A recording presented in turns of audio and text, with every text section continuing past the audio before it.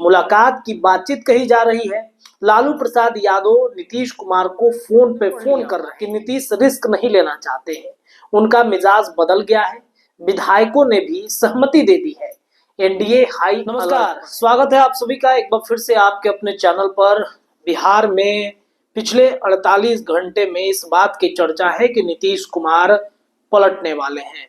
कई media channel से लेकर के कई विश्लेषक लगातार ये दावा कर रहे हैं कि नीतीश कुमार चुप है तो इसके पीछे की जरूर कोई ना कोई वजह है। बिहार में पॉलिटिकल क्राइसिस आने वाला है।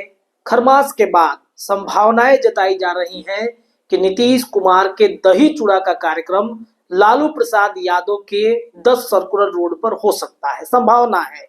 इतना ही नहीं, ये भी हम आपको बता देते हैं कि तेजस्वी यादव हो या फिर लालू प्रसाद यादव, वो लगातार नीतीश कुमार से संपर्क करने की कोशिश कर रहे हैं।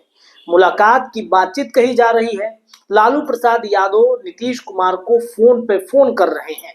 ये भी अंदर खाने से जो तस्वीर आई है, जो बातें निकल के सामने आई है, वो आप सभी दर्शकों को हम बता रहे हैं। तो क्या बिहार में फिर से पॉलिटिकल क्राइसिस आने की संभावनाएं जताई जा रही हैं? क्या बिहार में एक बार फिर सत्ता परिवर्तन का खेल हो जाएगा? देखिए, कई पॉइंट्स हैं, कई ऐसे चर्चा है जिस बारे में आज हम आपको इस वीडियो में बताने जा रहे हैं। आपने पढ़ लिया होगा कि नीतीश रिस्क नहीं लेना चाहते हैं, उनका मिजाज बदल गया है। विधायकों ने भी सहमति दे दी है। एनडीए हाई अलर्ट पर है। चलिए एक एक करके ये सभी अलग अलग पॉइंट्स हैं। नीतीश का मिजाज कैसे बदल गया है, नीतीश रिस्क क्यों नहीं लेना चाहते? देखिए, साल 2020 विधानसभा चुनाव की अगर बातचीत करें तो नीतीश कुमार की पार्टी जनता दल यूनाइटेड चिराग पासवान की वजह से 45 विधायकों पर आके अटक गई और बिहार में नंबर 1 की पार्टी जो कही जाती थी जनता दल यूनाइटेड, वो दूसरे नंबर की पार्टी बन गई। एक नंबर पर राष्ट्रीय जनता दल हो गया, राष्ट्रीय जनता दल के ज्यादा विधायक हो गए। 2 नंबर पर भारतीय जनता पार्टी आ गई और तीसरे नंबर पर जनता दल यूनाइटेड आ गई। ये बात नीतीश कुमार को पचा नहीं। नीतीश बार बार ये कहते रहे कि यहाँ कौन अपने हैं कौन पराये हैं पता ही नहीं चल रहा है। तब चिराग पासवान एनडीए गठबंधन से अलग थे, लेकिन जो उनके अंदर खुन्नस था नीतीश कुमार की पार्टी को लेकर के, जो उनके पिता के साथ रवैया किया गया, उसका वो बदला उन्होंने 2020 में निकाल लिया। चिराग पासवान का बदला पूरा हो गया। चिराग पासवान ने 45 सीटों पर नीतीश कुमार को लाकर के खड़ा कर दिया। 45 विधायक नीतीश कुमार के रहे। अब परिस्थितियां बदल गई हैं। चिराग पासवान आज एनडीए के साथ हैं। चिराग के 5 सांसद हैं। नीतीश और चिराग पासवान की जो जुगलबंदी देखने को मिलती है, आप सीएम आवास पर उनकी कई तस्वीरें वायरल हुई हैं, कई ऐसी चर्चाएं हैं। नीतीश कुमार और चिराग पासवान एक दूसरे से बड़े सहजता के साथ मुलाकात करते हैं। नीतीश कुमार को अब इस बात की चिंता बिल्कुल भी नहीं है कि अगर उनकी पार्टी जनता दल यूनाइटेड साल 2025 के विधानसभा चुनाव में लड़ेगी, जितने भी सीटों पे लड़े उन सीटों पर कोई उनको डैमेज पहुंचाने वाला है। प्रशांत किशोर एक बड़े फैक्टर बन रहे थे बिहार के राजनीति के लिए, लेकिन ये 4 सीटों पर उपचुनाव और एक जो स्नातक तिरहुत स्नातक निर्वाचन क्षेत्र था, उसमें जो प्रशांत किशोर की पार्टी का हाल हुआ, इससे नीतीश कुमार को थोड़ा कॉन्फिडेंस मिल गया कि अब प्रशांत किशोर से भी डर नहीं है। प्रशांत किशोर भी अब रास्ते का रोड़ा नहीं है, उसे अब साइड कर दिया गया। तो क्या राष्ट्रीय जनता दल होगी? देखिए, राष्ट्रीय जनता दल के साथ अगर नीतीश कुमार जाते हैं तो क्या होता है? क्या उनके विधायकों की संख्या ज्यादा हो जाएगी? क्या राष्ट्रीय जनता दल आधे आधे सीटों पर लड़ेगी? लेकिन वहां भी संभावनाएं नहीं है।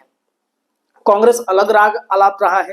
कांग्रेस ये कह रहा है कि इस बार हमें पिछली बार 70 सीटें दी गई, इस बार भी उतनी ही सीटें चाहिए, जो कि लालू प्रसाद यादव चाहते नहीं है। लालू प्रसाद यादव ये चाहते हैं कि अगर जनता दल यूनाइटेड आएगी तो शायद जो नीतीश कुमार का डिमांड है कि 115 सीट पर चुनाव लड़ेंगे, तो 115 सीटें शायद उनको दी जा सकती हैं। लेकिन नीतीश कुमार के विधायक नहीं चाहते हैं कि वो राष्ट्रीय जनता दल के साथ गठबंधन में जाए। क्यों? क्योंकि जिस सीट पर जनता दल यूनाइटेड के विधायक हैं, उस सीट के अलावा वैसे सीटें जिन सीटों पर वो लड़ना चाहते हैं, उन सीटों पर अगर राष्ट्रीय जनता दल की दावेदारी हो गई तो फिर जनता दल यूनाइटेड के अंदर आप इतना तय मानिए कि भगदड़ मच जाएगा। जदयू के विधायक ये नहीं चाहते हैं कि राष्ट्रीय जनता दल के साथ अब नीतीश कुमार गठबंधन करें। नीतीश कुमार कि सांसद 2024 लोकसभा चुनाव के दरमियान नहीं चाहते थे कि नीतीश कुमार महागठबंधन में रहे, और इस वजह से 28 जनवरी 2024 इसी साल की हम बातचीत कर रहे हैं। ये दिसंबर का महीना है। दिसंबर के महीने के साल 2024 के शुरुआत के ठीक पहले जनवरी में ही ये सब कुछ हुआ था। 28 जनवरी को ये सारा प्रकरण खेला गया था बिहार में। तो उस समय जो जनता दल यूनाइटेड के जितने सांसद थे वो ये नहीं चाहते थे कि नीतीश कुमार महागठबंधन में रहे। क्यों? क्योंकि उसके पीछे का लॉजिक ये था कि अगर वो जनता दल यूनाइटेड महागठबंधन के साथ रहेगी तो आपने देखा कई सीटों पर मारामारी चल रही थी। कटिहार की सीट जहां पर कांग्रेस की दावेदारी थी, वहां पर दुलालचंद गोस्वामी जो जदयू के सांसद थे तब, अभी नहीं है, तब दुलालचंद गोस्वामी वहां पर उनका टिकट कटता। इसके अलावा भी कई ऐसी सीटें थी जिन सीटों पर राष्ट्रीय जनता दल या फिर कांग्रेस उन सीटों पर दावेदारी करता। तो ये तब परिस्थितियां, मतलब भगदड़ जैसी स्थिति जदयू जनता दल यूनाइटेड के अंदर मच जाता। और आज भी चूंकि अब चर्चाएं जो जिस तरीके से बाबा साहब भीमराव अम्बेडकर को लेकर के अमित शाह के बयान थे, या फिर इसके अलावा चिराग पासवान को मुख्यमंत्री बनाना है, ये बयान दे करके जनता दल यूनाइटेड में नाराजगी बढ़ गई थी। तो ये अब कहीं ना कहीं नीतीश की तरफ इशारा कर रहा था कि नीतीश नाराज हैं, नीतीश कुमार की नाराजगी बढ़ गई है, वो अब जा सकते हैं महागठबंधन के अंदर। लेकिन आप इतना तय मानिए कि नीतीश भले ही इस वक्त चुप हैं, लेकिन नीतीश के विधायक चुप नहीं है। नीतीश के विधायक नहीं चाहते हैं कि नीतीश कुमार इस बार एनडीए गठबंधन को छोड़े, क्योंकि आपको हम बता देते हैं जनता दल यूनाइटेड का परफॉर्मेंस इस बार लोकसभा में काफी ज्यादा रहा। बीजेपी से ज्यादा रहा, राजद से ज्यादा रहा, कांग्रेस से ज्यादा रहा। सबसे ज्यादा इस वक्त जो वोटिंग प्रतिशत मिले हैं अलग अलग जिलों के, अलग अलग लोकसभा क्षेत्रों की अगर बातचीत करें तो जनता दल यूनाइटेड का परफॉर्मेंस सबसे ज्यादा है। और आपने इन 4 सीटों पर हुए उपचुनाव के परिणाम को देखे होंगे। इन चारों सीटों पर भी कहीं ना कहीं जनता दल यूनाइटेड की वजह से ही भारतीय जनता पार्टी हो या फिर तमाम जो वहां पर जितनी सीटें जीती गई हैं वो शायद जदयू के स्ट्राइक रेट से ही सब कुछ बढ़ा है। एक सर्वे नीतीश कुमार ने कराया था इन 4 सीटों पर उपचुनाव के पहले। उस सर्वे में बेलागंज से जो मनोरमा देवी के बारे में कहा जा रहा था कि वो हार जाएंगी, मनोरमा देवी नहीं जीतेंगी, उस सर्वे में मनोरमा देवी जीत रही थी। और वहां पर सबसे ज्यादा मेहनत किसने किया था? वहां पर सबसे ज्यादा मेहनत अशोक चौधरी ने किया था। अशोक चौधरी के उस बयान, भूमिहार वाले बयान को लेकर के नाराजगी लोगों के मन में थी, लेकिन वहां पर नीतीश कुमार की छवि और मनोरमा देवी की छवि को देखते हुए लोगों ने जबरदस्त वोट किया। प्रशांत किशोर भी एक बड़े फैक्टर बने हैं इस बार चुनाव जिताने के लिए।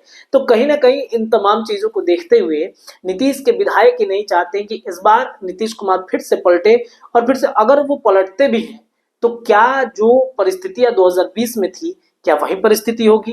क्या नीतीश कुमार उन सीटों पर जीत पाएंगे?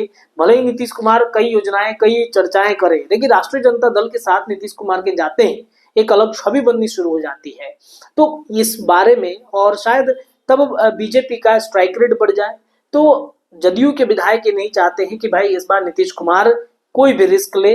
नीतीश कुमार को लगातार मान मनोबल की कोशिश की जा रही है, और इधर भारतीय जनता पार्टी भी नहीं चाहती है कि नीतीश कुमार भागे, क्योंकि अगर नीतीश भागते हैं तो दिल्ली की सरकार हिल जाएगी। बिहार में भले ही सरकार गिरे ना गिरे इससे कोई फर्क नहीं पड़ता है, लेकिन अगर नरेंद्र मोदी की सरकार खतरे में आएगी तो शायद नरेंद्र मोदी ऑपरेशन लोटस करने में भी पीछे नहीं हटेंगे। और ये बात नीतीश कुमार को अच्छे से पता है। नीतीश ये भी अंदर अंदर जानते हैं कि हमारे साथ ऑपरेशन लोटस किया जा सकता है, हमारे सांसदों को तोड़ा जा सकता है, हमारे विधायकों को तोड़ा जा सकता है। और इस वजह से शायद नीतीश भी सारी परिस्थितियों को देखते हुए उन्होंने रिस्क लेना छोड़ दिया है। और आप देखिएगा अमित शाह जब राजधानी पटना में आएंगे तब की परिस्थितियां बदली बदली से नजर आएगी। अमित शाह नीतीश कुमार को मनाने उनके आवास पर जाएंगे। जिस तरीके से जेपी नड्डा की तस्वीरें हमने देखी थी, उन तस्वीरों के साथ अमित शाह हाथ जोड़े हुए नजर आएंगे। ये आप लिखकर रख लीजिएगा, जब भी अमित शाह आएंगे ऐसी ही स्थिति होने जा रही है, क्योंकि ये बिहार है, चलता तो सिर्फ नीतीश कुमार का ही है। फिलहाल इस खबर के लिए इतना ही। ये खबर कैसी लगी आप जरूर बताइएगा, अपनी राय आप कमेंट में रख सकते हैं। आपको क्या लगता है, क्या सच में नीतीश कुमार रिस्क लेना नहीं चाहते हैं? राय जरूर दीजिएगा। बहुत बहुत धन्यवाद।